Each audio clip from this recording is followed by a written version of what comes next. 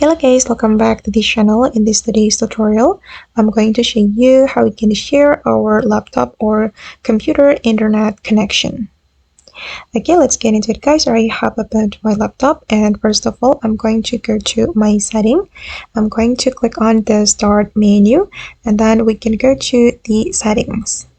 Okay, and after the settings has been opened, we can go to the network and internet.